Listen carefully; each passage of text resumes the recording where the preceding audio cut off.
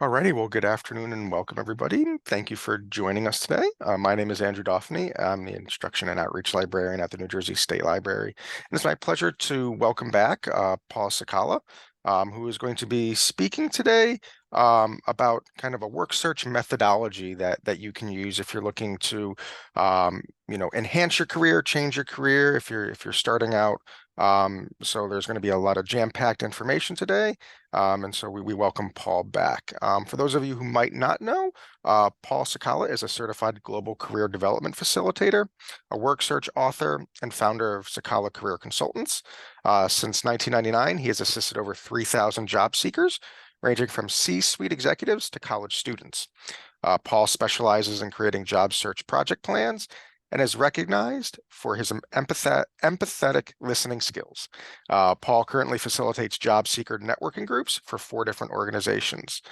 He has also helmed the adult professional education programs for 2 colleges and a New Jersey Department of Labor one-stop career center. Paul has his BS in psychology from Florida Institute of Technology and has published now 2 books and numerous articles on career coaching in a variety of publications. So welcome back, Paul. We really appreciate you being here and speaking to our patrons again. Thank you. Glad to be back. Before we jump into his presentation, I just have a few items to go over. First, we will be taking your questions, so please submit them at any time using the Q&A or the chat feature in the Zoom dashboard, and we'll be happy to address them. There will be a survey available at the end of the webinar, so if you have time, we ask that you please complete the survey. We always appreciate any feedback that you can give us. And if you want more information on career development, resume writing, interviewing skills, a whole bunch of stuff, you can visit Cecala Career Consultants at the web address on the screen there. And I know you kind of have a boilerplate, Paul, if you want to post that into the chat as well, that has all that information, I you'll will. be able to get that there. And then one last thing before we jump in, I just want to do a brief overview of the Zoom dashboard. This is what your dashboard should look like if you're using a PC or a Mac. If you're using a mobile device, the dashboard may look a little bit different, but all the features will still be there. In the bottom left-hand corner, you can check your audio settings. So if you're using an external listening device like a headset or earbuds, you can make sure that it's connected properly there. At any point during the presentation, if you run into any issues, there is a raise hand button here in the middle. You can click on that and that'll alert me. I will send you a message in Zoom and hopefully be able to resolve any problems that you are having. And as I mentioned before, there is the chat and the Q&A buttons. You can use either of them in order to get in touch with us, and we'll be happy to address those. So that is everything that I have for you. So I'm going to turn it over to Paul now. Fantastic. And let me just get my screen up and going here, folks. And there we go. So it's really great to be back and talking to this group. I appreciate the time. Oh, sorry, I hit the wrong button.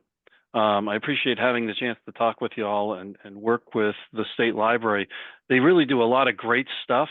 And so it's really fantastic to be a part of the things that they're doing. I'm sorry, I'm just getting a couple of things organized here so I can see questions and stuff as they come up. And I know Andrew is going to facilitate that as well. So I've got a lot to cover. I'm going to try and do it in quickly as I can.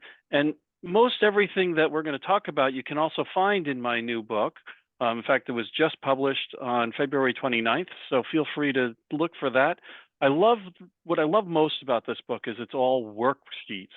So it's, one at a time, go through each worksheet and you've gone step by step through your job search. So let's talk about what we're going to look at today. And, using project management as the process for your job search, we're going to use a lot of project management terminology. So project managers talk about scoping out the project. And here's our scope for today, the things we'll be talking about. I'm not going to go through each of those now because we'll see them in a minute.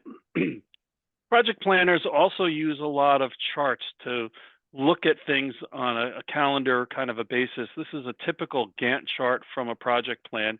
And you can see the major milestones or major goals of our job search on the left here.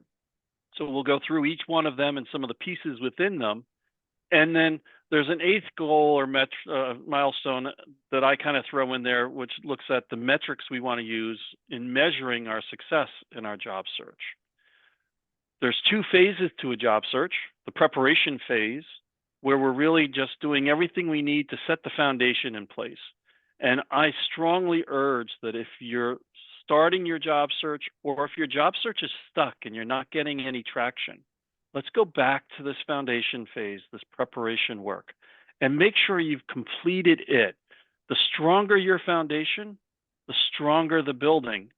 Same holds true for your job search. The better your preparation work, the easier and faster it will be to find a job.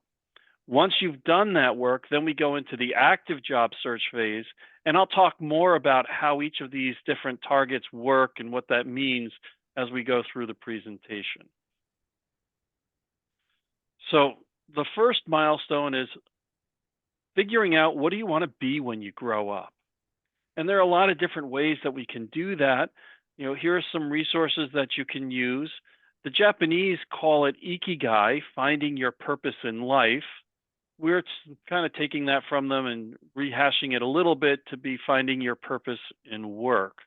What I love about this Venn diagram, though, is it really shows, if you look at these four major aspects of your job search and of what it is you want to do, you can see how they intersect and what those intersections mean.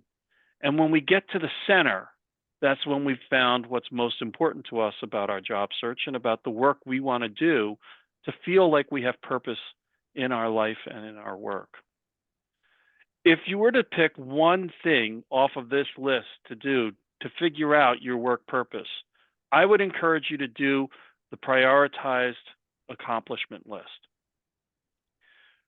And you'll see as we go through this where this list of accomplishments becomes the backbone of your job search. So whether or not you know what you want to do or you don't, we need to do this list of prioritized accomplishments. And in my mind, accomplishment meets three criteria: something you're good at, something you enjoy doing, and something you're proud to tell people about. Once you've identified all the things in your life, whether they're work-related or not, that fit those three criteria and list them on a piece of paper, then go back and prioritize them to which ones are the most important. From that list in its priority order, we can then start to look more into each of those different accomplishments to see what was important about them and understand the aspects that you most liked about them. And then from that, we can identify potentially what is the job that you most want. From here, we'll use this list on our resume. We're going to use this list in networking, and we're going to use this list in interviews. And I'll show you how that happens in a little bit. The second milestone is creating a list of all your target companies. The number one thing you can do to get people to help you with your job search is to be able to tell them how they can help you. And how they can help you is by introducing you to people that work in the companies where you want to work, specifically to try and introduce you to the hiring managers. So if we don't know the names of those companies, we can't get help from people. Your target market has three variables: location, industry, and role or function. And any time you change any one of these three variables, you're going to want to create a whole new list of target markets. For example, to make it really simple, my number one location would be 15 miles from my home in Parsippany. My number two location would be in northern New Jersey, which I define as north of Route 78. My number three location would be across the river, well, that's the Delaware River, not the Hudson, into eastern Pennsylvania. So with those three things, I've got three different target markets just because of those locations. My industry broadly would be termed post-secondary education.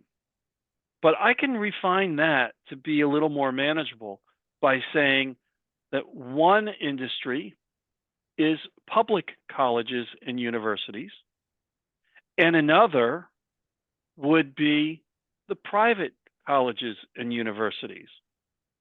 So I would have 15 miles from home, public, Northern New Jersey, public, Eastern Pennsylvania, public, 15 miles from home in private sector colleges, Northern New Jersey, private sector, and then Eastern Pennsylvania. So you can see I've changed one variable and I've created two complete sets of targets.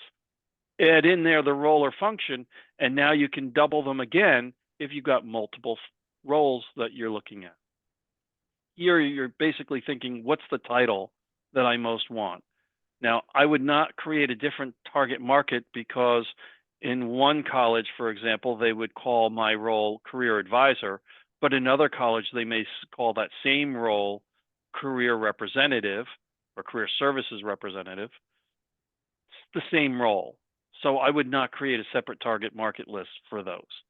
But we need to know what these target markets are. Once we've got these three markets defined, then it becomes much easier for us to research them. And it's happening again. Sorry, folks. There we go. Pop that back up. Oh, it didn't want to do it. All right. So let's look at how we would research those different target markets. Oops, I'm not sharing, did it? Oh, I apologize, folks. I'm playing games with my technology. Okay. There we go. So this is where actually your libraries become a really great resource because you can access a variety of databases. One in particular that's good is dataaxle.com. And Andrew, we want to thank the state library for purchasing access to that database for all public libraries in the state of New Jersey. So you go to your public library, you say, here are my parameters. Can you give me a list of all of the companies that fit those parameters? And they'll take you to dataaxle. They may take you to Dun & Bradstreet Hoovers or some other databases and show you how to create those lists. Once you've learned how to use the database and you have your library card, then you can do this from home on your own. But until then, go to the library. And I know the reference or information desk librarians are more than happy to help you with that. Tell me I'm not wrong, Andrew. No, that's what we're here to help you with. And I posted in the chat, but Data Axle has gone through some rebranding, is now called Reference Solutions. So yes, Reference Solutions is the specific product within dataaxle. Right, Yes. that's the Reference Solutions is the one that's available throughout the state. You don't even need a library card; it's all geo location. Oh, really? Yep. That's So new as for long me. as you're within the geolocation of the state, you can get access to it. So Great, that's good to know. Thank you. All right, let's move on now, and let me share again. Get that bigger. There we go. That takes us to the fourth and final milestone in our preparation work. But this milestone's got a lot in it. So we're talking about our personal branding, which encompasses everything that's public facing about you. So it could be your appearance. It could be things you say in public. It could be your posts on social media. It certainly is your resume, your LinkedIn profile, and things of those nature as well. So the first thing we need to look at, of course, is your primary marketing materials, and that would be your resume. It would be your business cards, your standard cover letters. You may want to go so far as to create a personal or company logo, especially if you're doing a plan B as a consultant. And then any support documents you have to prove your qualifications, like reference letters, like certifications that you've obtained. Those things would all be a part of your marketing materials.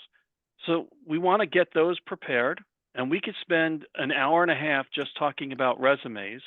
So we're not going to do that today. But the key here is, what are all of the branding materials that you have And do you have them gathered in a place where they're easily accessible so that you can access them when you need them for your job search? I still recommend to people creating a portfolio booklet, whether you do it electronically or on paper. You want to have one place where you've gathered all of these reference letters and certifications so that when you need them, they're there. If you want to share one with an employer, you can easily enough pull it out of the book and make a copy of it or scan it. Or if you've got the electronic copy, you can simply just download the file to an email and you make sure that the manager or hiring authority has access to everything that they need. So Uh, I've not seen any questions yet. Do we have anything? And it sounds like you wanted to say something. it's just somebody asked if you could go to full screen mode again. I Oops. don't. Yep. Sorry. There we go. There you go. Good, thank you. Sorry about that. Thanks, Becky. Keep me honest. I appreciate it. All right. So I'll give you just a second here to take a look at that so you can read it. And now let's move on to the second piece of your marketing materials.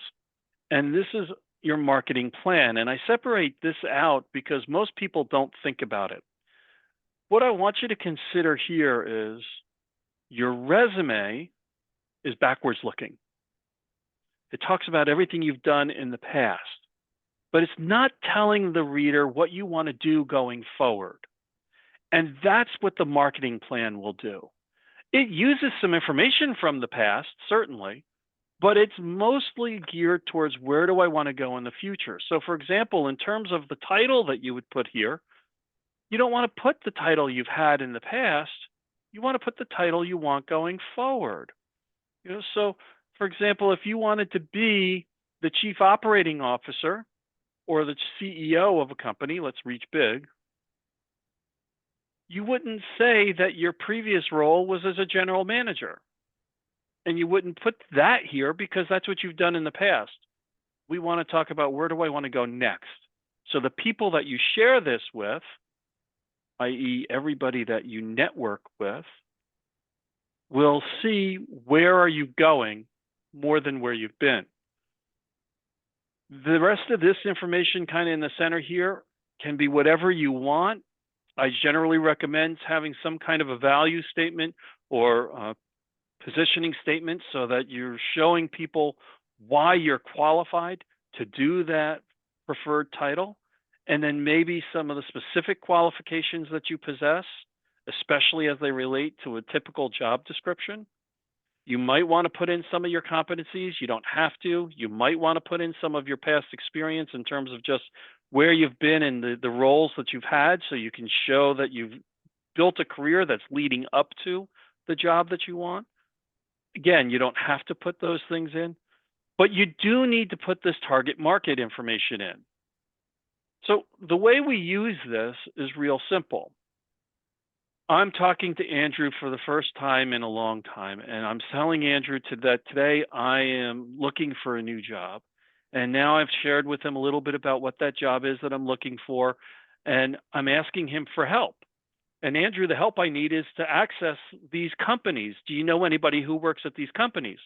So now, by having this in paper and handing it to Andrew, he's got an absolute tangible document that he can refer back to as he's thinking about who does he know in his network. Now, maybe we're talking by phone and so or Zoom, and so I can't actually hand it to him. But afterwards, I can send this to him as a part of the follow-up to the meeting. Again, reminding him of what we discussed and how he can help me best.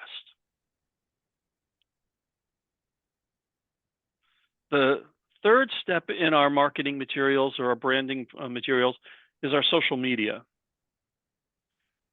If you're not on social media in some fashion, you're missing out on your job search. Now, most everybody for almost every job needs to be on LinkedIn. But really what you want to think about in terms of what social media should you be going to is ask yourself this question.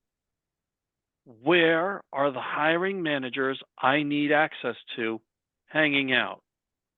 Are they on LinkedIn? Or are they in Facebook? Or maybe they're on Snapchat or Instagram. Today, they might even just be on TikTok. But where are they? Well, that's the social media that I need to be active on because I need these hiring managers to see me. So in most cases, that's going to be LinkedIn. But for example, I was working with a young man who wants to be a travel journalist. And in his industry, most all of the hiring managers are hanging out on Instagram and TikTok looking for content. So that's where he needed to be hanging out. He needed to be posting a lot of Insta Reels and TikTok Reels showing his journalistic skills on those spaces. So he created his own website, started creating reels, and now he's posting them almost weekly on those sites. Within 2 months, he was able to get the job that he wanted because the hiring manager found him there. Another client of mine wanted to be the director of sales for a consumer goods company. Well, all of the sales team, the sales manager, the vice president of sales for that company, they all hung out on LinkedIn. So that's where he started hanging out and started talking to those people on LinkedIn, trying to find ways to connect with them, to get to know them, more importantly, for them to get to know him. And through that, he was able to get a job. So we need to find the right social media and be active on those social media sites. Hopefully it's only one, maybe two. The key here is engagement, and I can spend a whole hour just talking about engagement, but the concept behind engagement is you need to create original content and post it. It could be something real simple. For example, I started my weekly work search action tip. And every Wednesday on LinkedIn, I post a work search action tip. A couple of weeks ago, it was create a list of the 50 people you most want to maintain contact with in your network. One line, done. I posted that. People saw it and said, wait, tell me more. I don't understand. Well, that got me the opportunity now to engage with them and have a conversation, albeit electronically, but we had a conversation. Now they follow me. Most recently, 1 or 2 of them have actually connected with me and are looking to engage me. So this is the way you want to engage with people on social media. And I got sidetracked there by Leslie's question. And the answer, Leslie, is definitely positions that are not necessarily blue collar, though some blue collar positions you may find that. Absolutely any other professional position, white collar positions, the 3 particular that you asked about, librarians, teachers, and nurses, yes, they would all be found here. And, who are you finding? You're finding the leaders in the organizations where you want to work. So maybe, the ER nurse may not necessarily be there directly, but the director of nursing for the hospital is going to be on LinkedIn. And isn't that really the person you need to get to talk to anyway? Right. So yes, the people for the most part, the people you want to find are going to be there. Now, maybe blue collar jobs, it'd be more likely Facebook or maybe Instagram, but you'll find the people there. Great question.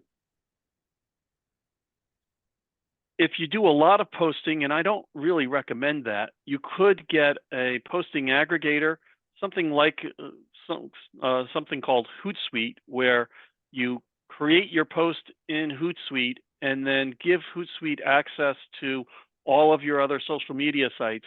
You hit send, and now Hootsuite posts it to all of the sites at one time. Most of us shouldn't need that, but there are things like that that you can use in your posting and in your engagement. The final step to your branding materials is your networking introductions. We need to be able to succinctly tell people who we are and what we do in a way that's memorable so that they will think of you when something comes up.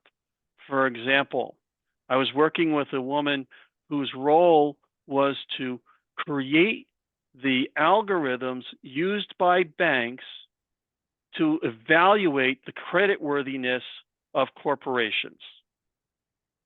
I'm like, what the heck does that mean? Right. But that's how she would introduce herself. I'm the person who creates the algorithms to evaluate corporate credit for banking institutions. So I asked her to put it in simpler terms, something that someone who's not as smart like me could understand. And she said, well, Paul, you know what your credit score is, right? I said, yeah. She said, well, I create the credit scores that banks use for companies. Now I understood exactly what it was she did. And I have that image of companies lining up to get their credit score number. So we need to create 3 different introductions: a 10-second teaser, a 30-second introduction, and a 90-second introduction. And we need to do them in 2 different ways. One that's very jargon heavy, and one that's simplified for those of us who are not in the industry. So when she talks to other banking people, she talks about being the person who writes the algorithm to evaluate credits for corporations. When she talks to John Q. Public, I create the credit score that banks use for companies. So simple and easy. We want our 10-second teasers to be very memorable. Create a picture and be able to do it in a short period of time. Our 30-second introduction should build on that a little bit, maybe giving a little more experience or background as to why we're qualified to do what we do. And our 90-second would go into a little more detail. In all cases, we want to leave the listener wanting more information. For example, my 10-second teaser would be, my name's Paul Cecala. I'm the project. What does that mean? Oh. And invest time. Look at it from a very tactical perspective with step-by objectives you can take so that every day you can measure whether or not you're moving forward and getting the job you want. Really, how do you do that? Well, Uh, for example, Paul, you cut out for like 15, 20 seconds. It was just basically just garble. oh my, I'm sorry. What did Let's see. You're still having trouble connecting. huh, Yeah, and your video okay. is All delayed. right, I'm Oh, going to that's turn my better. camera off then. Oh, that's better. Now it seems to be okay.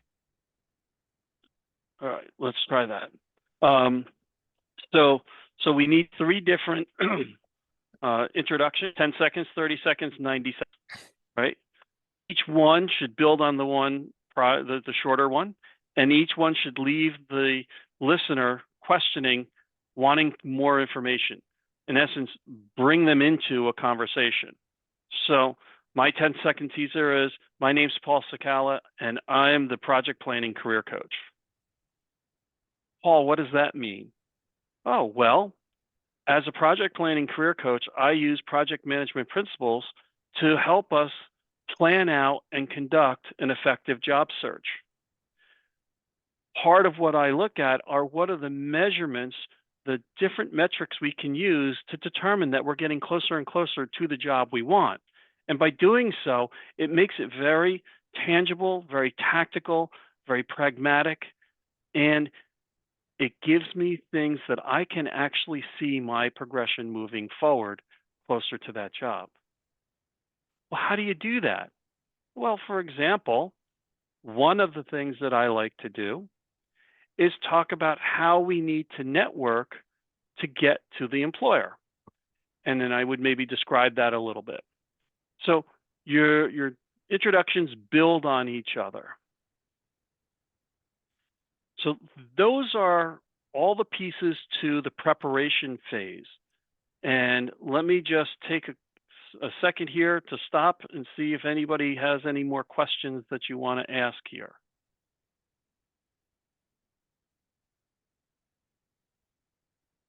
Okay.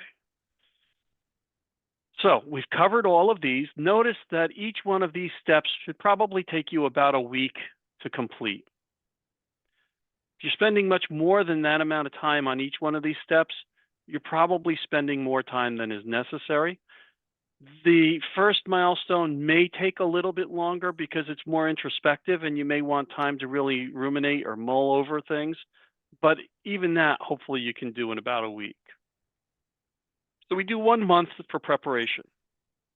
Then we're going to move into the active job search phase, which really involves different ways of talking to people in order to get them on your side and have them help you with your job search. So looking at the first of those active milestones, milestone 5, general networking. Here what we're doing is we're talking to anybody and everybody that can help get you access to the employers that you want. Now, I'm going to stop for just a second because I see Javier put in a question about milestone 4. Having degrees or extend. Okay, so the question is, do we need to have essentially different types of resumes for different careers? And yes, that is exactly what we would be looking at. So if you're looking at 2 significantly different roles, you may need to have different resumes for it. Using myself as an example, I'm going to write my resume one way to be the career services representative or advisor. I qualify to be the career services department manager. That resume is going to be written differently because it's speaking to a different audience. So what you brought me to here, Javier, is the number one thing that I hope you take away from today's conversation.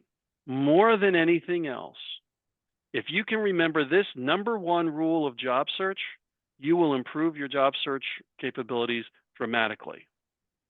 And that is, everything you do has to be done for the hiring manager, from the hiring manager's perspective, answering the hiring manager's questions and wants and needs. Okay, now I see you've added more stuff.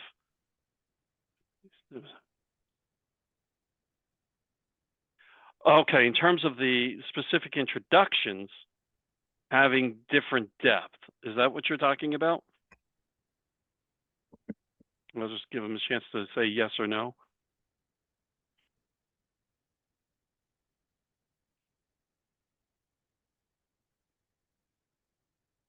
All right, so Javier, if you want to continue to try and clarify, okay, yes. So your introductions. As we're in conversation, let's say I'm at a party and I meet somebody new for the first time. I say hello, they say hello, a little bit of small talk. So tell me, what do you do? Well, you don't want to bore them with more information than they're interested in at the moment. So you start with your 10-second introduction. I'm a career coach. I use project management techniques in defining how to do your job search. Leave it, and then wait for that person to then ask me a question to dig deeper. And now I'll give the 30-second introduction where I've given more information.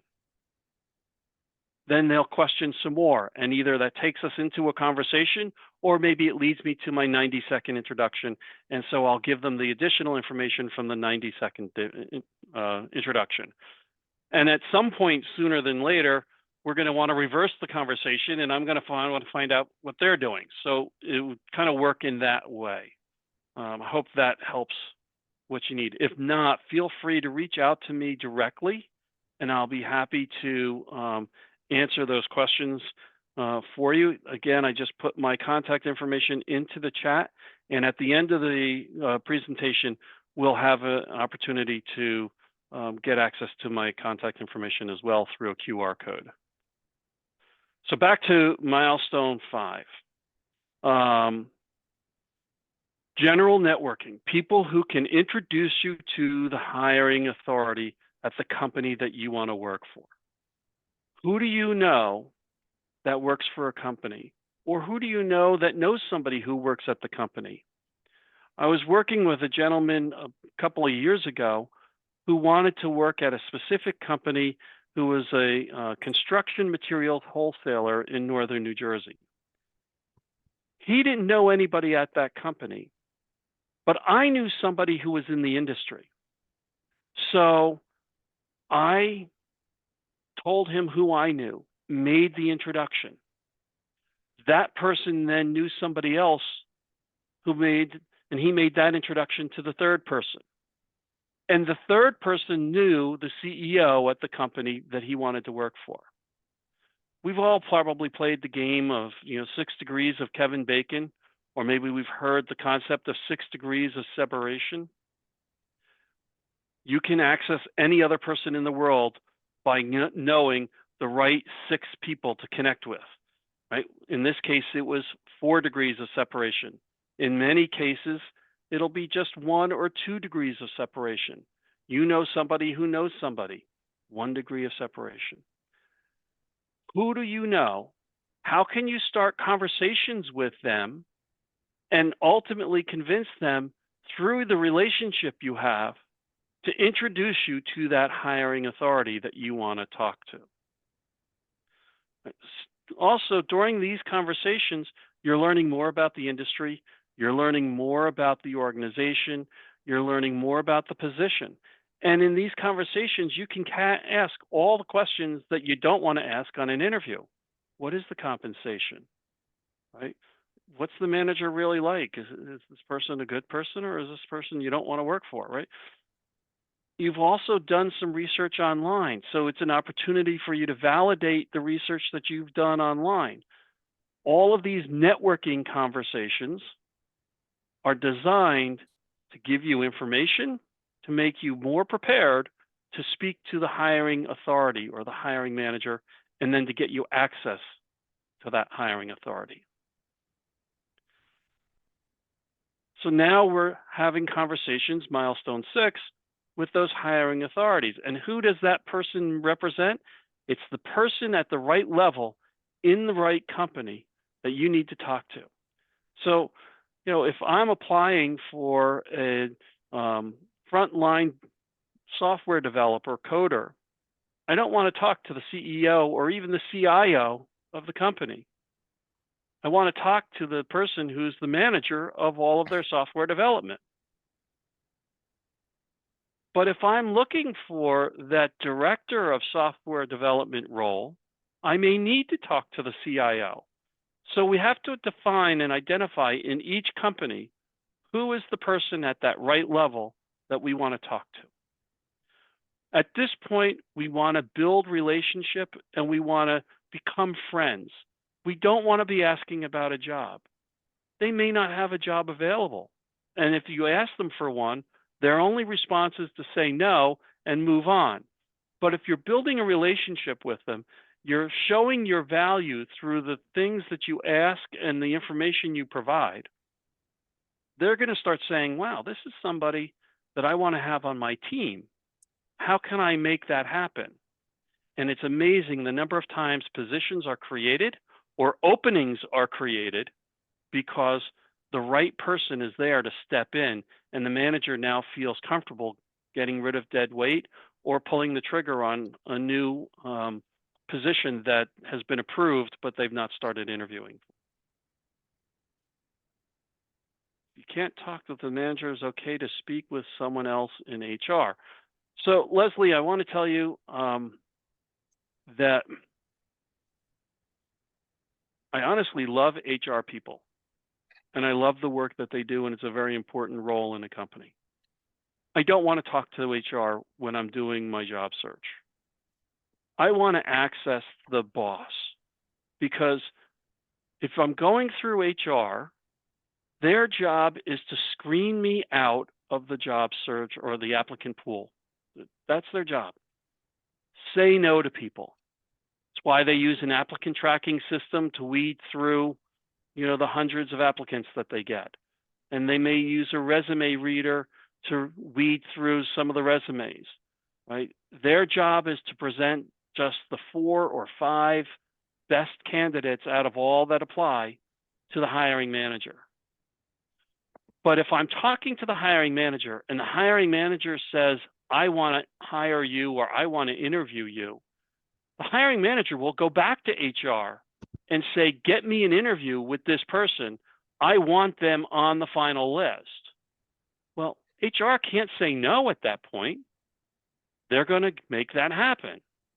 So we need to talk to HR. We need to make them our friend. We need to include them in the process, but we want to avoid that until we get to the actual interview. Right now, I want to just network with people. I want to build friendships and relationships so that they want to hire me. Great question, by the way.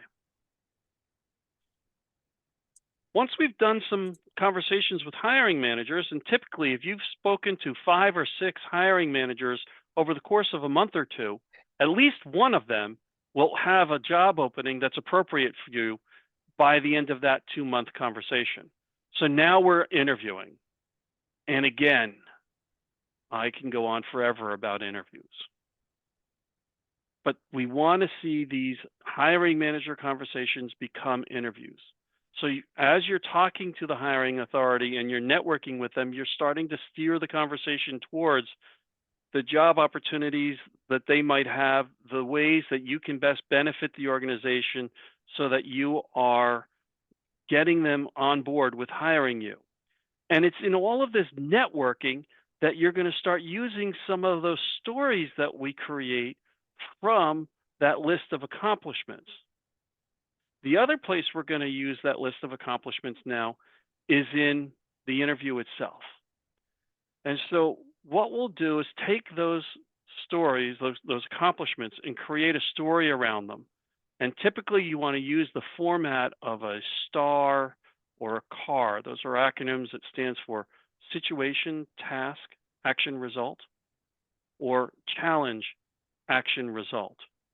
And you want to tell the story of whatever that situation or challenge was in that format, because in 2 minutes or less, you can easily convey the entire story, get your point across, and leave the listener with, wow, that's amazing.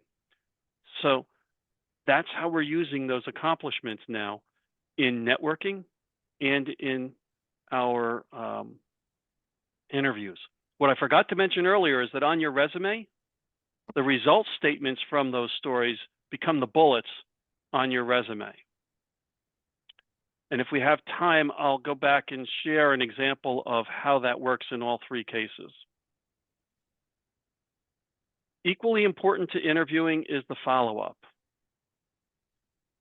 Once the conversation with the hiring manager stops, your opportunity to get that job has been lost. So at all costs, you want to find a way to keep that hiring manager conversation going. I remember one client of mine who was going after a job, lost the opportunity to somebody with about 15, 20 years more experience. The client kept in touch with that hiring manager every month for 6 months. Here's what's going on in my job search now. I see this is what's going on in your company. You're the greatest. I want to work for you. That was essentially the conversation he had every month. At the end of 6 months, he got another job. At the same time, the person they hired was failing out of the job and was fired. The hiring manager called the client back and said, hey, listen, if you still want to work here, I got a job for you now. Client said, yes, I want to work for you. Within 2 weeks, he was back on the job. That was 13 years and 3 promotions ago that he got that job. All because every month he maintained contact and conversation with that hiring authority. So that's what we need to be doing on a regular basis. Constantly keeping in touch with people. Keep the network active. So that brings us back to the chart and our milestone 8. And I see is Javier, in essence, leave no stone unturned because opportunities may come from anywhere. Absolutely correct, Javier.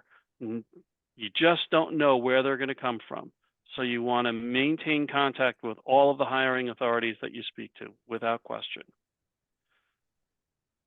Now, I hope you noticed something in these target markets. We're going to target market 3, then to target market 1, then to target market 2. That doesn't seem to make sense. Why aren't we going after our number 1 priority target first? So here's why I'd like to have you go after your priority target markets in this order. Once we've finished our preparation phase, we're still green. We're still nervous. We maybe don't have a lot of experience or confidence in our networking and our interviewing. So let's do that with our C-level companies, the companies we don't really care about, that third priority target market, right?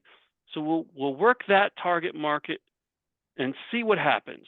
Chances are we're going to go into that target with less anxiety, less stress, more questions. So we're going to hone our skills, we're going to gain information, we're going to become experts at the job search process. By the time we get through that process, we'll probably have an offer, maybe 2. Then we go back to our number 1, our A list, because now we're on our A game. And now let's do that networking and hiring manager conversations in the interview with that A list. And notice how the time frames overlap. So just because we're working on our number 3 target market doesn't mean we've completely forgotten about number 1 and we're not starting to work on it. We're just a month or so behind. So now we get to the point where we're talking to hiring managers at the same time and maybe interviewing at the same time as we're getting job offers in our number 3 target market. Now we can kind of play them off each other and then have the opportunity potential to decide which job offer is best. Well, this one or this one, right? So you want to go after them in this kind of an organized fashion. It's a numbers game, so we want to track the numbers. This comes from Sales 101. I'm not going to spend a lot of time on this right now because of the time we have left, but the bottom line is we need to have enough opportunity in our target markets in order to get success. So what are some other things, benchmarks that we can measure? Well, we need specific goals for every day and every week. And maybe these are some of your goals on a weekly basis. In terms of the milestones, we need to have networking goals for people who are going to get us into the organizations, networking goals for the hiring managers that we want to talk to, and goals for the number of interviews we want to have. Notice that I'm not measuring I got a job, because that only allows me success one time when I get the job. I want to measure success in smaller pieces so that I can see the progression getting closer and closer to the job that I want. Some other things you might want to consider. How many hours a week are you putting into your job search? Are you attending enough meetings, both industry-related meetings and networking meetings, or maybe job seeker meetings? Do we need to adjust our deadlines from our target chart, from our Gantt chart, in order to make sure we're meeting our milestones? The key here, though, is we have to hold ourselves accountable. So this is a typical dashboard you might consider in order to track your metrics. And notice, right, we've got our weekly goal, and then we can say how many did we do in each one of these for each week. And as we go across time, we can say, gee, I'm trying to target 5 companies a week, but I've only done 2 or 3 these last 5 weeks. I got to boost this if I'm going to get the work that I want, right? Or maybe the other way to look at it is I'm not getting interviews, so I need to talk to more hiring managers. Well, I'm not talking to my 5 hiring managers a week, so maybe I need to talk to more general networking conversations that are going to get me those hiring managers. But we can use this data to determine where are we finding success and where do we need to adjust our strategy in order to get more success. So track your data. Notice what I'm not tracking: the number of applications I've completed online. And we can have a whole conversation about why online applications have no better than 10% success. I want to have 90% success. So I need to be doing things that get me talking to people in order to get that 90% success. And I can, again, share more details on that some other time. We need to have a way to maintain all this information about all the people we're talking to. So you might want to create a simple spreadsheet. I've got one created. I can give you instructions on how to use it. So find a way, though, to track all the conversations so you don't forget what you've talked about with people as you're going through your job search. Another place people often find problems is they don't know what to do each day, or, as was the case with my 3 job searches that lasted more than 9 months. So, Paul, what did you do today? How come you don't have a job yet? And that was never a fun conversation with my honey. So what I started doing was creating my calendar. I did some time blocking. This is actually a client's calendar that she made up for herself. Blocked out time every day to do the different aspects of the job search. Notice here on Monday, doing job search stuff early in the morning, break for lunch, more job search stuff, got an evening meeting, took the afternoon off to relax. Right? If you count up all the job search activities in the Monday through Friday time period, you'll count 40 hours of activity. And no day is exactly the same, so it doesn't get boring because you're doing different stuff each day. Once we start doing this, and then we can put in here, for example, researching A company, B company, C company, put the names in, and then you share this with your significant other or your family.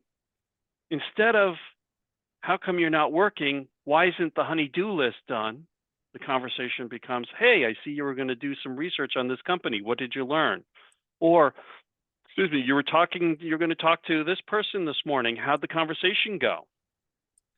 Makes the family far more involved, gives them better information, and everybody is happier. For you, by time blocking, you're holding yourself accountable to say, no, wait, this is what I have to do during this period of time. And one of the other things that happened was, when I was being told, so Paul, it's Monday, I need you to cut the lawn. Why didn't you do it before lunch? Right? I could say, well, no, wait, I have time this afternoon. I plan on doing it this afternoon. So leave me alone to get my networking calls and job buddy call done this morning because I've got other stuff I'm doing. It allows both you and the family to recognize when, where, and how to do the things you need to do in order to maintain your work-life balance, but also find the job. And notice, no job search on the weekends. Which takes me to, who are all your stakeholders in the process? There are a lot of people who want to see you successful. Here's a list of some of them. You need to keep them informed. You need to keep them on your side. You don't want them complaining. So how do we do that? And some of the things I just talked about give you some examples of that. So questions at this point. Oops. So we've covered the entire job search process. We've talked about all the ways that you can plan your job search to be productive on a regular, daily, weekly basis and show that productivity to the people who matter most in your life. More importantly, see the success for yourself so that you know you're getting closer to the job and you'll be more motivated to get the job and keep your job search going. While I wait for any last questions, let me just share, these are some of the job seeker support groups that I co-facilitate or facilitate. In fact, just before this call this morning, I was on the professional support group of Morris County. Right now, all of these are meeting virtually, so you could potentially participate in any one of them. Let's see, this one is a speakers group. PSG is a speakers group, so every Wednesday morning we have a guest speaker related to the job search process, speaking on their expertise, plus you're networking with 15 to 20 other people to learn about what's going on in their job search. So it's a great opportunity to improve your process. These other four are strategic peer accountability groups. And basically the way they work is everybody on the call gets 10 minutes. You take the first minute or two to give us your 30-second introduction, an update on your job search, and pose the greatest challenge you're having in your job search at this moment. And then the rest of your 10-minute time is the entire group brainstorming to solve the problem for you, coming up with best practices that have worked for each other. The Yojo Club is specifically for people under 30 years old. The Outstanding Careers Group is specifically for people in the LGBTQ community. Panther Alumni Coaching is specifically for graduates of my alma mater, Florida Institute of Technology. But if your college or university isn't doing something like this for your alumni, I'd be happy to help you and them work on creating it and maybe run it for them. And then Executives in Job Transition is for anybody and everybody, really. So you can see when they all meet. Reach out to me in order to get access to any one of those. This is an old slide. I thought I had updated it. I apologize. Oh, I see what happened. Here's the current version of that slide. So these are some upcoming presentations that I have going on. Many of them are available to the public. Some of them are not, but if you reach out to me or to the people in the slide, you can get access to those. And if anybody is interested in a copy of the slide deck, all you need to do is reach out specifically and directly to me. How long is the Yojo Club? Which Friday is the next meeting? Great question. Next Friday, not this one coming, but the following Friday is our next meeting, and it meets from 1 to about 2:30.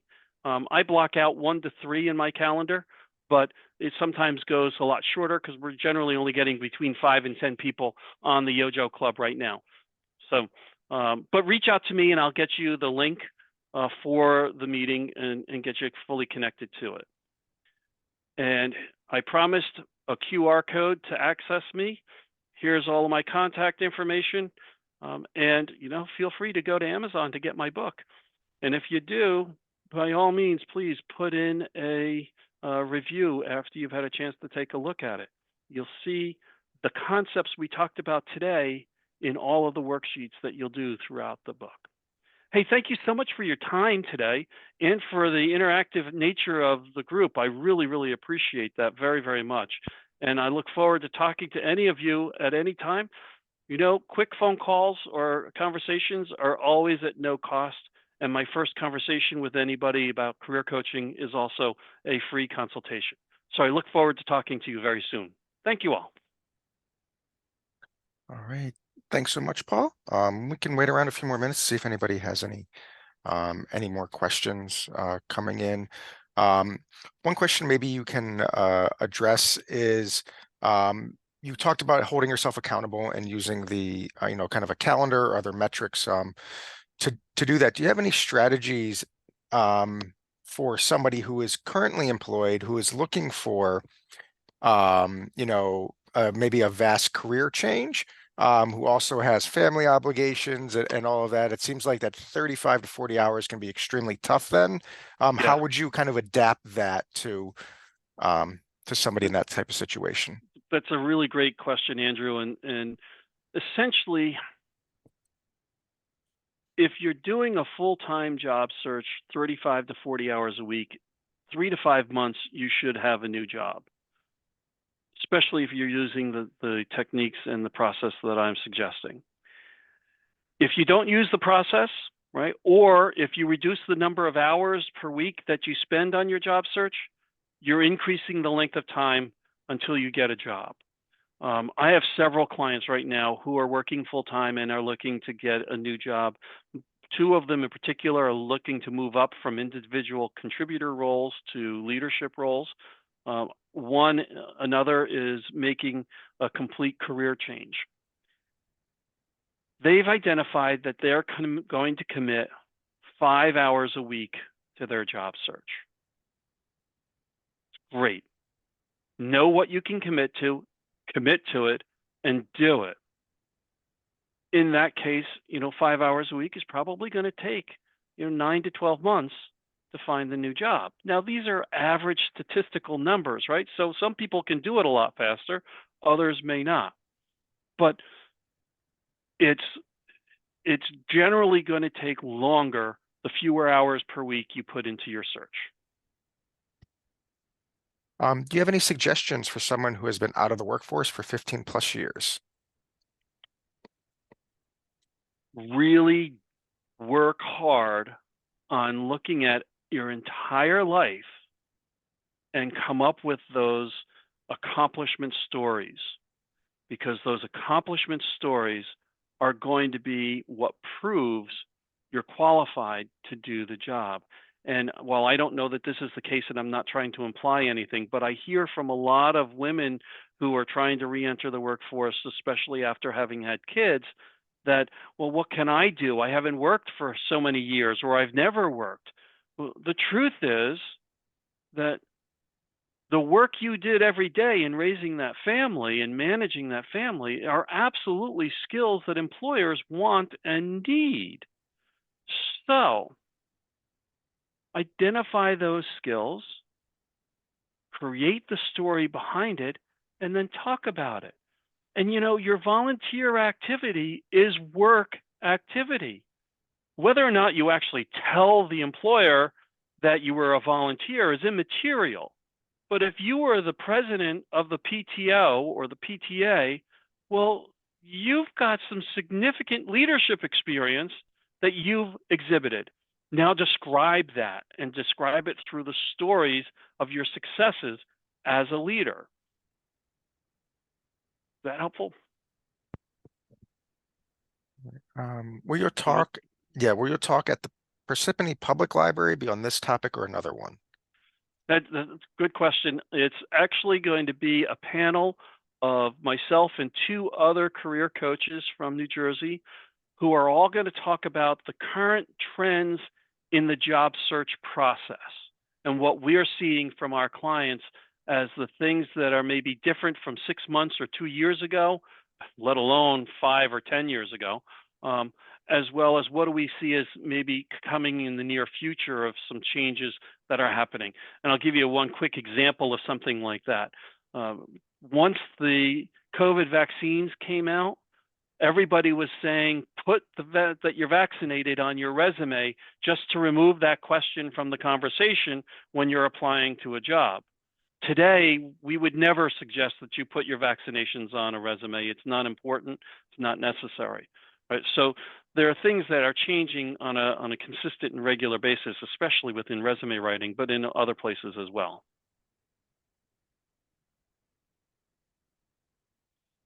And Andrew, I said I would come back and share that story. Do we have another 5 minutes or so for Yeah, that, or go do you ahead. want to? Okay. No, yeah, that's fine. So I was talking about which one was it? Wait, let me go back to my slides. I remember. Oh, yes. How do we use the success stories in all three aspects, your resume, networking, and the interview? So I was working with a client who had on her resume 4 words under one bullet of a job: experience with access databases. That was the 4 words on the resume. And I said, explain that story to me. Tell me about it. Took her 15 minutes to describe the story. Now, I don't care who you're talking to. If you're on an interview and you talk for 15 minutes, they are going to be bored out of their mind. So we have to cut it down a lot. So when she was done, I said, let me summarize that story for you using the car star format. And this is how she would answer a question on the interview, right? So Paul, tell me about your experience with access databases. Oh, I remember when I was working as the admin in the fraudulent claims department at the insurance company that we needed to reduce the amount of money we were paying out on fraudulent claims. I started to notice that many of the claims that we were paying out on had some similarities. So I created an access database. Ultimately, it had about 100 fields in it. And when we were done with the first year, there were 10,000 records in the database. But those 100 fields started to look at not just standard demographics, but things like what doctors were involved in these different claims, what lawyers were involved in some of these claims, what were the types of injuries that were involved in these claims, and a host of other things that I would measure. Ultimately, I needed to create 25 macro programs in that database to analyze all this data. After 6 months, it became very clear that there were some patterns. So I went to my boss and I said, hey, look, I see that in our last 6 months of fraudulent claims, 74% of them involved these 15 law firms. And in 68% of them, they involved these 16 medical practices.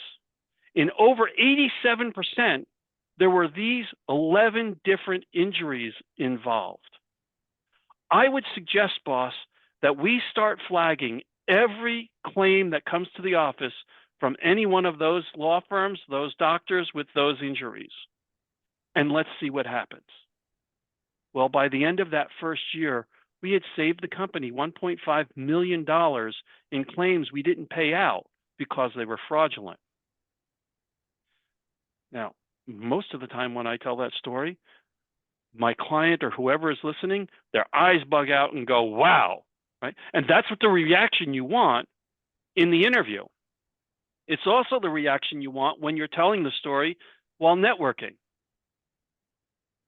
On the resume, we swapped out those 4 words, experience with access databases, created instead a bullet that said, saved the company $1.5 million annually by creating a 10,000 record, 100 field access database with 25 macro programs, analyzing the data.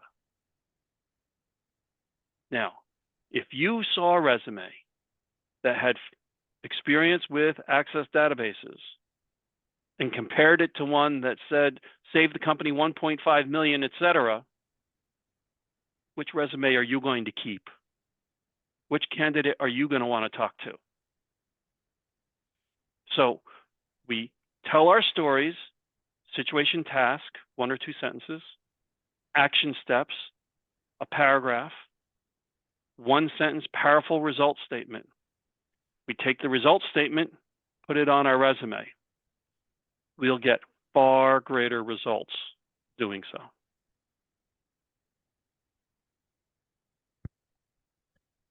All right. Well, I don't see any more questions coming in, so I think we can end it there. So it was a great way to kind of recap and talk about everything, Paul. And we appreciate you coming back and speaking to our patrons. My pleasure. And again, please feel free to reach out to me to get a copy of the slides or to answer any other questions you have. I really look forward to talking to you all. Hey, have a great day and thank you for your time. All right. Thank you, Paul, and thank you, buddy, for attending today. Be safe, be well, and hopefully we'll see you soon. Bye, guys.